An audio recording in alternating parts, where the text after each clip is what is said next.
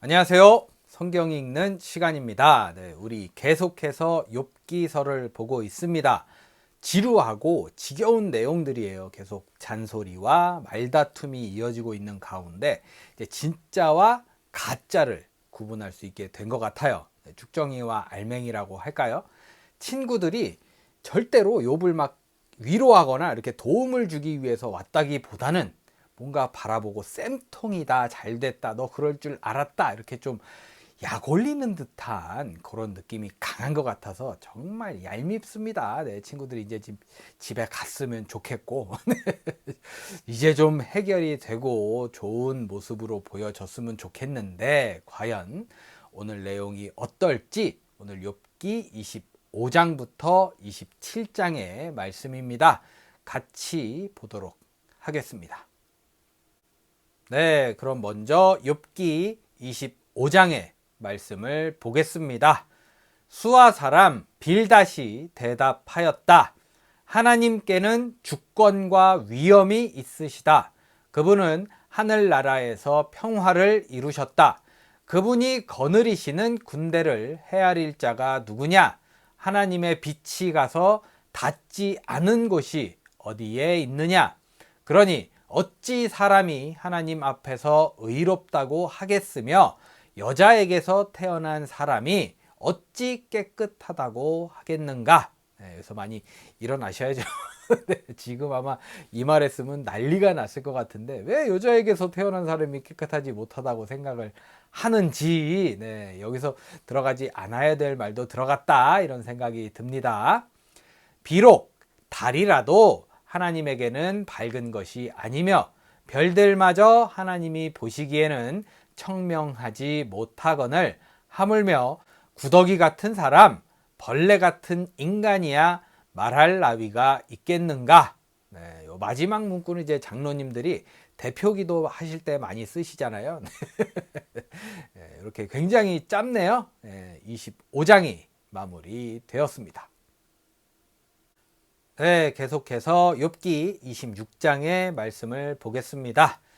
욥이 대답하였다. 나를 그렇게까지 생각하여 주니 고맙다. 나처럼 가난하고 힘없는 자를 도와주다니. 너는 우둔한 나를 잘 깨우쳐 주었고 내 지혜를 내게 나누어 주었다. 네, 비꼬는 느낌이죠. 그런데 누가 내가 한 그런 말을 들을 것이라고 생각하느냐? 너는 누구에게 영감을 받아서 그런 말을 하는 거냐? 죽은 자들이 떤다. 깊은 물 밑에 사는 자들이 두려워한다. 수월도 하나님께는 훤하게 보이고 멸망의 구덩이도 그분의 눈에는 훤하게 보인다. 하나님이 북쪽 하늘을 허공에 펼쳐 놓으시고 이 땅덩이를 빈 곳에 매달아 놓으셨다. 구름 속에 물을 채우시고 물이 구름 밑으로 터져 나오지 못하게 막고 계시는 분이 바로 하나님이시다. 하나님은 보름달을 구름 뒤에 숨기신다. 물 위에 수평선을 만드시고 빛과 어둠을 나누신다. 그분께서 꾸짖으시면 하늘을 떠받치는 기둥이 흔들린다. 능력으로 바다를 정복하시며 지혜로 라합을 쳐부순다. 그분의 콧김에 하늘이 맑게 개며 그분의 손은 도망치는 바다 괴물을 찔러 죽인다. 그러나 이런 것들은 그분이 하시는 일의 일부에 지나지 않고 우리가 그분에게서 듣는 것도 가냘픈 속삭임에 지나지 않는다. 하물며 그분의 권능에 찬 우레소리를 누가 이해할 수 있겠느냐? 네, 하나님의 능력이 쫙 멋있네요. 네, 이렇게 26장이 마무리되었습니다. 네, 끝으로 욥기 27장의 말씀을 보겠습니다. 욥이 비유로 말하였다. 내가 살아계신 하나님 앞에서 맹세한다. 그분께서 나를 공정한 판결을 받지 못하게 하시며 전능하신 분께서 나를 몹시 괴롭게 하신다. 네, 뜬금없네요. 내게 호흡이 남아있는 동안은 하나님이 내 코에 불어넣으신 숨결이 내 코에 남아있는 한 내가 입술로 결코 악한 말을 하지 않으며 내가 혀로 거짓말을 하지 않겠다. 나는 결코 너희가 옳다고 말할 수 없다. 나는 죽기까지 내 결백을 주장하겠다. 내가 의롭다고 주장하면서 끝까지 굽히지 않아도 내 평생의 양심에 꺼림칙한 날은 없을 것이다. 내 원수들은 악한 자가 받는 대가를 받아라. 나를 대적하는 자는 악인이 받을 벌을 받아라. 하나님이 경건하지 않은 자의 생명을 끊고 그의 영혼을 불러가실 때에 그의 희망이란 과연 무엇이겠느냐? 환난이 그에게 닥칠 때에 하나님이 그의 부르짖음을 들어주시겠느냐? 그들은 전능하신 분께서 주시는 기쁨을 사모했어야 했고 그분께 기도했어야 했다. 네, 이쯤에서 좀 뜬금없는데 비유로 말한다 그랬는데 그냥 얘기하는 것 같지 않아요? 날더러도 하나님의 응답이 얼마나 큰지 가르치라고 해보아라. 전능하신 분께서 계획하신 바를 설명하라고 해보아라. 그러나 그만두겠다. 이런 일은 너희도 이미 알고 있는 것이 아니냐. 그런데 너희는 어찌하여 그처럼 터무니없는 말을 하느냐. 하나님이 악한 자에게 주시는 벌이 무엇인지, 전능하신 분께서 폭력을 행사하는 자에게 주시는 벌이 무엇인지 아느냐.